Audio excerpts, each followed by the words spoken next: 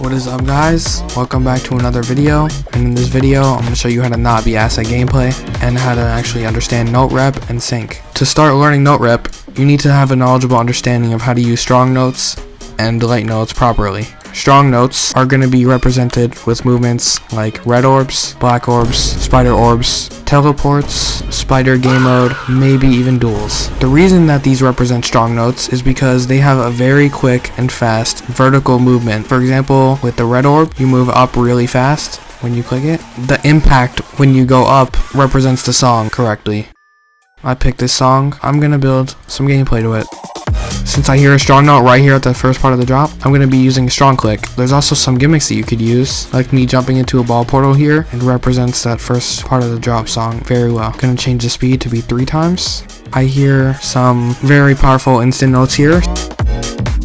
I'm going to use the spider game mode to represent that, and I'm going to put it in free mode because I don't like seeing the top and bottom border.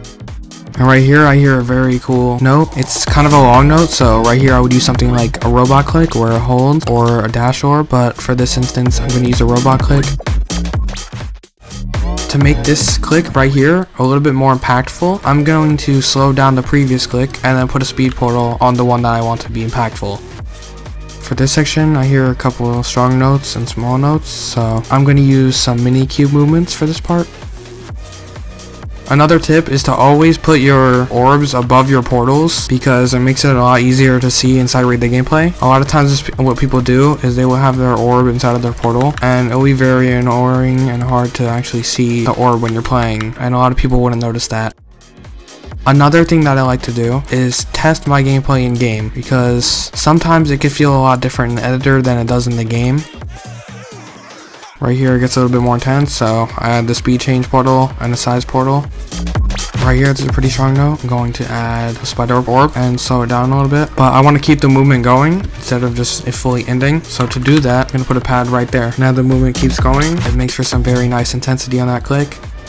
Right here I could do something like a ship part maybe, and I want the transition to be sort of fast. Change the speed to make this click feel a little bit more intense. Maybe I'll put an orb here, switch my gravity. What I see a lot of people do in ship parts is they will have portals in random spots and it won't sync to the song. You want to always make your portals sync. You just have them in random spots, it just doesn't work. Right here, the note increases, like it gets bigger as the note plays. So to represent that, I'm going to make the ship movement go up. About right here, you hear the note come to an end. I'm going to go right here and place a dash orb to finish off the rest of the note. So I'm going to do a speed lapse of me structuring this part. You always want to have some good structuring with your gameplay because it's great for if you want to decorate the part, and honestly just makes your part look way better. Also, don't expect to always be fast when building gameplay. Building gameplay is something that takes quite a long time, so you don't ever want to rush it. It's not something you always can build first try. Okay, now that I've structured most of the part, here's what it looks like in full.